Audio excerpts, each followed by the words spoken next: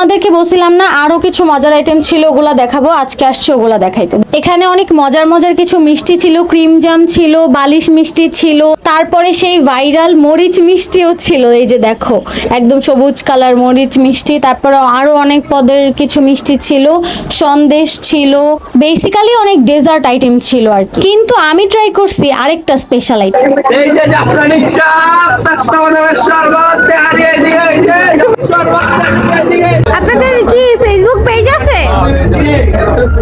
ওয়াসিফ কে আপনি নিশ্চয়ই গেস করতে পারছো কি এটা হচ্ছে সিটি কিচেন বাই ওয়াসিফ। এখানে ওদের স্পেশাল কিছু আইটেম ছিল, পেস্তা বাদামের শরবত, তারপরে হালিম ছিল। ওদের পেজের ঠিকানা ওরা আমাকে দিয়ে দিছে, যেটা আমি এখানে দিয়ে দিছি তোমাদেরকে। তারপরে হচ্ছে ওদের ওনার নিজে আমাকে বলছে একবার হইলেও বিরিয়ানিটা ট্রাই করতে। ওদের হচ্ছে বিফ তেহারি ওদের সিগনেচার আইটেম। মেলায় বসে খাওয়া তো পসিবল হচ্ছিল না, তাই আমি হচ্ছে বাসায় নিয়ে আসছি, যে পার্সেল নিয়ে আসছি। বাসায় খেয়ে তারপরে দেখবো যে ওদের বিরিয়ানির টেস্টটা আসলেই কেমন। ওদের বিফ তেহারির মধ্যে আমার একটা জিনিস অন্যরকম লাগছে, যেটা হচ্ছে আমি নর্মালি আলু দেখি নাই, কাচ্চিতে দেখছি, বিফ তেহারিতে আলু দেখি নাই, কিন্তু ওরা হচ্ছে এখানে আলু দিছে।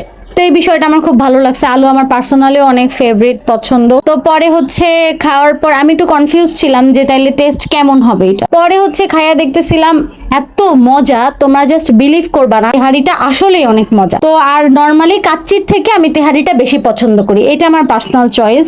আর পছন্দ করি দেখেই তেহারি যখন ওরা বলছে ওদের সিগনেচার আইটেম, তাই আমি কিনে নিয়ে আসছি। বাট আমার হচ্ছে মানে অনেক ভালো লাগছে ওদের তেহারিটা। এটা ভালো লাগার আরো কিছু কারণ ছিল, ওদের বিফটা অনেক সফট ছিল, মুখে দেওয়ার সাথে সাথে একদম মিশা যাইতেছিল, এই জন্য মানে অনেক টেস্টি লাগতেছিল।